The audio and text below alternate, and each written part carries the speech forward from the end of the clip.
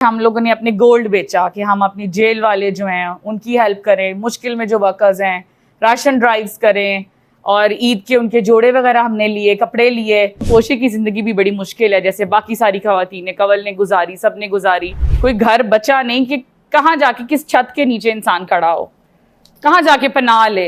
ऐसा वक्त था। और एक वक्त था कि जब मेरे घर के सातों मर्द हजरात जेल में थे, और मैं उस दिन वो सोच रही थी कि कोई रह तो नहीं गया। अस्सलाम वालेकुम नाज़रीन, मैं हूं दिल चौधरी और आप देख रहे हैं मेरा ऑफिशियल चैनल। नाज़रीन, ईद का दिन और ईद आपको बहुत बहुत मुबारक हो। मीठी ईद है, लेकिन इस ईद पर पिछले 2 सालों की तरह कुछ खट्टी और कुछ मीठी बातें भी होंगी, और कुछ खट्टे और मीठे और तुर्श और तल्ख वाक़यात भी आपके सामने लाएंगे। मेरे साथ इस वक्त मौजूद हैं मोहतरमा मरियम कलसूम अकरम साहिबा, जो कि इस वक्त सेंट्रल पंजाब वुमेन विंग की जनरल सेक्रेटरी हैं। उसके अलावा लाहौर के गिरदनवा में 11 डिस्ट्रिक्ट के ऊपर इन्होंने कब्जा भी जमा लिया है। आपको शायद ये बात समझ ना आए, वो फिर बाद में मैं आपको बताता हूँ। लेकिन मुश्किल बात यह है कि इनके वालिद मोहतरम मियां महमूद रशीद साहब और इनके सरताज मियां अकरम उस्मान साहब वो जेल के अंदर हैं। इनके अलावा इनके भाई, देवर, जेठ, जितने भी मर्द थे खानदान के, सब उन्होंने मुकाबला, हाँ बहनोई भी, सारे मर्द खानदान के, उनका मुकाबला है कि कौन जेल के अंदर कितना अर्सा रहेगा। आइए बात करते हैं उनसे और पूछते हैं कि ईद बड़ी अफसोस के साथ गुजर रही है या खुशियों के साथ, या फिर बड़ी दुख भरी। अस्सलाम वालेकुम जी। जी वालेकुम सलाम। क्या हाल है?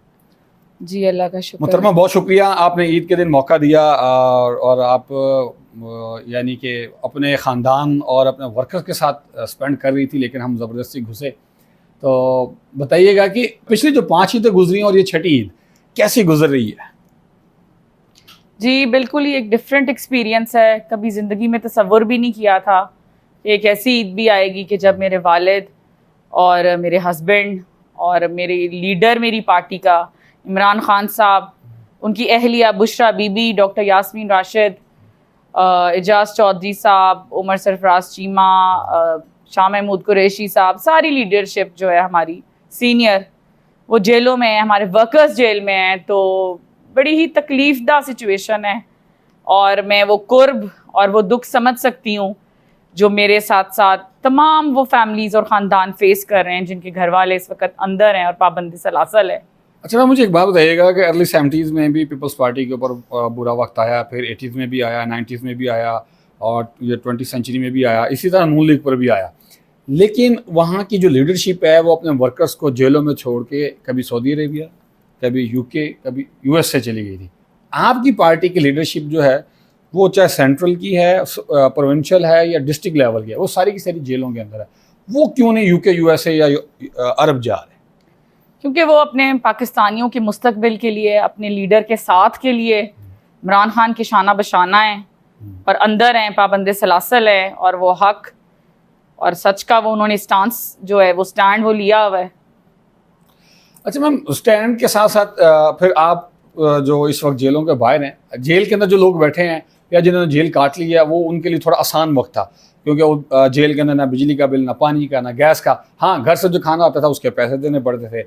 लेकिन जो जेलों के बाहर रहे हैं उन्होंने बड़ी फस्तायत, जुल्म और बर्बरियत बर्दाश्त की है। उसमें आप भी एक खातून है जिनके बारे में कहा नहीं जा रहा, लेकिन कहा जाना चाहिए कि असल में सिनफ अहम तो ये हैं डॉक्टर यास्मीन राशिद साहिबा के बाद। लेकिन कैसा एक्सपीरियंस है आपका ये पिछले 2 साल का? जी 2 साल की एक लंबी दास्तान है, कहाँ से शुरू करूँ और कहाँ ख़त्म करूँ। स्पेशली शुरू के 7 महीने तो नहायत तकलीफदा हैं, जब 2 बच्चे मेरे पाकिस्तान में थे और 2 मेरे साथ थे, और किस तरह मैं मुल्क से निकली अपने बच्चे को बचाने के लिए, और कहाँ मुझे यूएसए की 7 स्टेट्स बदलनी पड़ी। और मैं कहती हूँ कि मेरे लिए तो अर्ज़े पाकिस्तान नहीं, अर्ज़े ज़मीन तंग कर दी गई। अच्छा। और किस तरह मैं स्टेट टू स्टेट में मूव करती रही, और मैं कितनी मुश्किल में थी, ना फ़ोन ना कॉन्टैक्ट्स, और अल्लाह की ज़ात थी या मैं थी, और इंतहाई कटन जो है ना वो मैंने वक्त देखा। अच्छा मैं फिर लास्ट क्वेश्चन दोबारा से करूँगा कि पीटीआई की लीडरशिप जो है वो वर्कर्स को इतना ज़्यादा सपोर्ट क्यों कर रही है? ईदें भी आप मना रहे हैं, ईदियाँ भी दे रहे हैं, कैश में भी, जूते कपड़े भी, सहरी अफ्तारियाँ भी करवा रहे हैं आप लोग, राशन भी दे रहे हैं, वगैरह वगैरह जितना कुछ पॉसिबल है। लेकिन बाकी जो 2 पार्टियाँ गुजरी हैं उन्होंने बुरे वक्त के अंदर ऐसा नहीं किया, या आजमाइश के अंदर आप लोग ऐसा क्यों कर रहे हैं? क्या राज की बात है? हमारे भी उन्होंने हर चीज़, बिजनेस इतने बुरी तरह शाटर कर दिए थे, सोर्सेज ऑफ इनकम, अमला सारा हमारा भी अंदर था। लेकिन अल्हम्दुलिल्लाह ये इसार और कुर्बानी इतनी ज़्यादा इस दफ़ा दी है ख़वातीन ने, जो मेरे साथ मेरी बहनें भी हैं, सेंट्रल पंजाब की वुमेन विंग ने कि हमने अपने जो गोल्ड था ना इस दफ़ा उसको सेल किया है। अच्छा मैम, आप लोगों ने अभी रिसेंटली एक दिन के अंदर 2 जलसे किए सियालकोट और गुजरांवाला के अंदर।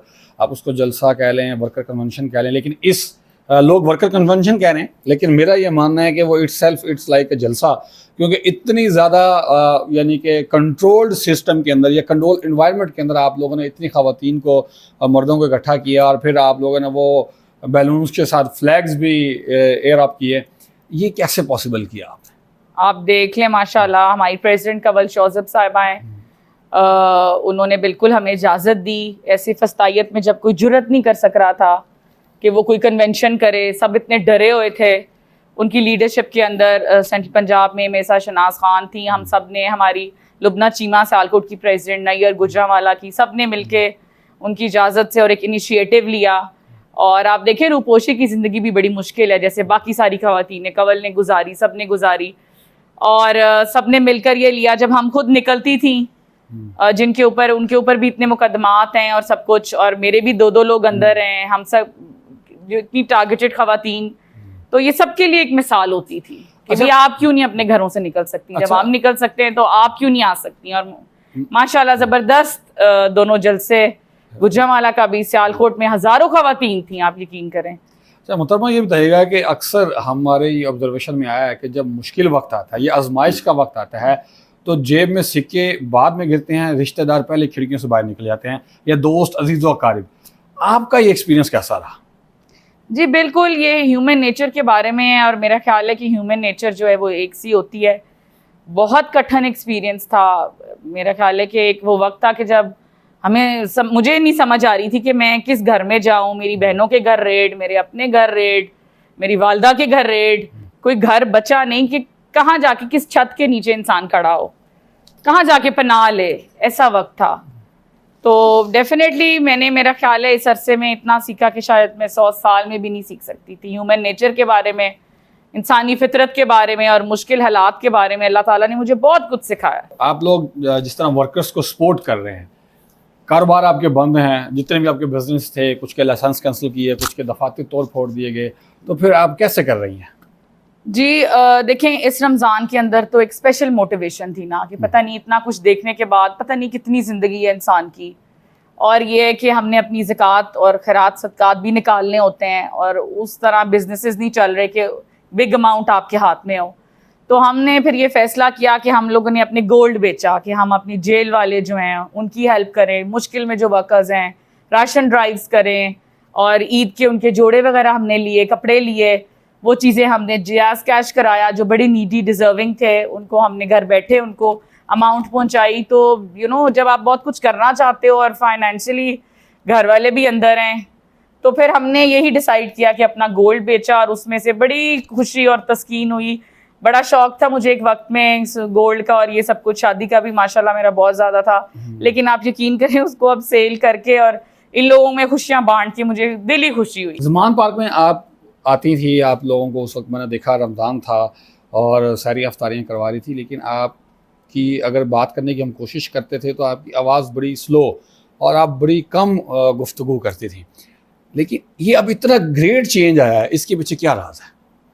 एक्सपीरियंस है ना, इतना जो मैंने, ये 2 साल हो गए हैं, कितना को मैंने सीख लिया है। और पाकिस्तान ही नहीं, कितनी स्टेट्स, यूएसए की उधर भी रह के आई, उधर भी सारा जो कुछ मेरे साथ हुआ, मेरे बच्चों के साथ, 2 बच्चे पीछे, 2 इतनी मुश्किल जब देखी है, इतने कठिन हालात जब देखे हैं। और एक वक्त था कि जब मेरे घर के सातों मर्द हजरात जेल में थे, और मैं उस दिन वो सोच रही थी कि कोई रह तो नहीं गया। और 1000 बंदा मैंने अकेली ने अपने वालिद के घर के बाहर टेंट लगा के मैंने वहाँ पोलिंग एजेंट्स की ट्रेनिंग की, अपने हल्के इलेक्शन से, हाँ जी, अपने एनए की और सारी ट्रेनिंग की, क्योंकि पुलिस ने बाहर नाका लगाया हुआ था। हमारे 5 दफ्तर यके बाद दीगरे उन्होंने बंद किए और सबको उधर से उठा के ले गए, मेरे बहनोई को, मेरे भाई को, चचा को, और मेरे देवर दोनों पहले ही इश्तिहारी थे, ब्रदर इन लॉ, मेरे हस्बैंड और वालिद वैसे ही जेल में थे। तो मैं वो वक्त कभी नहीं भूल सकती, इतना वो कठिन वक्त था। अच्छा मैम, बड़ा हमने सख्त इंटरव्यू कर लिया, अभी कुछ सवाल रहते हैं, लेकिन पहले मैं चाह रहा हूँ कि थोड़ा सा हम कोई फास्ट ट्रैक के ऊपर भी क्वेश्चन करें। अगर आप समंदर के अंदर हैं और आपकी किश्ती डूबने वाली है, तो आपको एक नंबर पे कॉल करनी, तो आप किसको कॉल करने की? देखिए मेरे इस सिचुएशन में तो मेरा भाई मेरे काम आया। अल्लाह जो है उसको बहुत तरक्की और कामयाबी दे। मैं कभी नहीं भूल सकती कि जितनी मुश्किल में मैं और मेरे बच्चे थे और उसने उस मुश्किल में मुझे यहाँ से निकाला, तो उसका एहसान जो है ना वो सारी जिंदगी मेरे पे रहेगा। पॉलिटिक्स के अंदर कौन सा बंदा जो है वो आपको लगता है कि यार इस बंदे को फॉलो किया जाए? पाकिस्तान की हिस्ट्री भी हो सकती है, इंडो पाक हिस्ट्री भी हो सकती है, इस्लामिक हिस्ट्री भी हो सकती है। देखिए इस्लामिक हिस्ट्री में तो डेफिनेटली अल्लाह के नबी हज़रत मोहम्मद सल्लल्लाहु अलैहि वसल्लम, वो ता क़यामत he is the best leader ever. और उसके बाद इमरान खान साहब, उनकी रेजिलियंस, जैसे वो डटे हुए हैं अपने स्टांस में, ना मेरा लीडर डर रहा है, ना झुक रहा है, ना कॉम्प्रोमाइज़ कर रहा है। तो मैं कहती हूँ इससे ज़्यादा न डर तो पाकिस्तान क्या दुनिया की हिस्ट्री में ऐसा लीडर जो है वो कभी आया ही नहीं है। आप सही कह सकते हैं, हो सकता है, लेकिन मेरी तारीख के अंदर तो और भी बहुत सारे लोग थे। अच्छा, एक आपने एक वोट करना है और दो लोग हैं, अल्ताफ हुसैन या मरियम नवाज? वोट एंटी करना है कि प्रो? इस तरह के सवाल ना अल्ताफ हुसैन और मरियम नवाज करें, इनको इनमें कोई भी इस काबिल नहीं है। अच्छा मैडम, ये बताइएगा कि आपकी जो बेटी हैं वो सुना है कि यूट्यूब चैनल बनाना चाह रही हैं। इतनी छोटी बच्ची क्या करेगी यूट्यूब चैनल बना के, या उसने ऐसा क्या सीख लिया है? नहीं, 2-3 दिन पहले बस वो खुद ही से कहना शुरू हो गई कि मम्मा मैं ना यूट्यूब चैनल जो है ना वो मैंने बनाना है। फिलहाल तो मैं उसके ऊपर वर्क कर रही हूँ कि you have to be regular in school. तो वो स्कूल रिफ्यूज़ल बड़ी शिद्दत से आ रहा है, स्कूल नहीं जाना बस। इस सारे टेन्योर के अंदर बहुत सारे बच्चे जो है ना वो ज़हनी तनाव का शिकार हुए। आपके बच्चों का कैसा एक्सपीरियंस रहा जबकि उनका नाना अब्बा और बाकी जो रिश्तेदार थे वो भी जेल के अंदर थे? जी बिल्कुल, बच्चों के लिए तो देखेंगे सफरिंग बड़ी इंटेंस होती है। बच्ची मेरी जो है वो 7 माह मेरे बगैर रही है। कभी कि मैंने एक रात नहीं उसको नानी के घर भी छोड़ा था, और 7 माह एक बड़ा लंबा अरसा होता है। तो उनको मैंने एक्चुअली खुद भी मेंटल हेल्थ के ऊपर काम किया हुआ था, पीटीआई के प्लेटफॉर्म से ही मैंने काम किया था। जब हमारा फ्लड आया था तो मैं खुद उधर गई, मैंने मेडिकल कैंप्स लगाए, हमने वहाँ कुछ ट्रक्स हमारे साथ गए, उधर भी राशन डिस्ट्रीब्यूशन वगैरह थी, और मेंटल हेल्थ पे हमने काम किया था। उधर के विक्टिम्स को एक होप दिलाना जिनकी बर्बाद हो गई थी फसलें और घर बार। उसके बाद फैसल शहीद जो हमारे हल्के का है, उनकी मिसेस और बच्चों को बुला के तो मैंने ये स्लोगन उस वक्त प्रॉपर एक प्लेटफॉर्म से जो है ना मेंटल हेल्थ का शुरू किया। तो मुझे इसकी काफ़ी अवेयरनेस थी कि जो आपके सोशल सर्कमस्टांसेस हैं उनका आपकी मेंटल हेल्थ पे क्या इम्पैक्ट होता है। अच्छा मैडम, मैंने देखा है बच्चे घूम रहे हैं लेकिन उन्होंने ना ईद के कपड़े नहीं पहने, क्या बात है? बस वो मेरा ख्याल है जब बाबा के पास जाने का टाइम आएगा तो ईद पे जाहिर है बेटा मेरा वालिद के साथ नमाज पढ़ने जाता था सुबह सुबह फजर की और ईद की नमाज।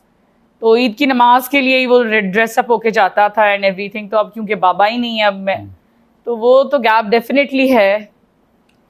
अच्छा, इस ईद पर आप पब्लिक को क्या मैसेज देंगी? बस मैं सबको यही मैसेज दूंगी कि मैंने अपनी तकलीफ़ों, गमों, दुखों से यही सीखा है कि अपने आप को पॉजिटिवली चैनलाइज करें। देखिए मेरे पे भी इतना प्रेशर था, मेरे भी सब लोग अंदर थे, और फिर फाइनेंशियल कॉन्स्ट्रेंट्स इतने ज़बरदस्त किस्म के थे, सोशल कॉन्स्ट्रेंट्स थे। और लेकिन मैंने अल्लाह ताला से यही दुआ की कि अल्लाह इसको मेरे लिए एक पॉजिटिव एनर्जी बनाए, पॉजिटिव फोर्स, वर्किंग फोर्स और एनर्जी बनाए। अल्लाह ताला नेगेटिव ना बनाइएगा। तो डेफिनेटली मेरे पे बहुत इफेक्ट हुआ, बहुत ज़्यादा स्ट्रेस से मैं गुजरी हूँ, हार्मोनल डिस्टर्बेंसेस और बड़ा कुछ हुआ, लेकिन अल्लाह से मैंने बड़ी दुआ की और अपने आप को काम में मसरूफ़ रखा।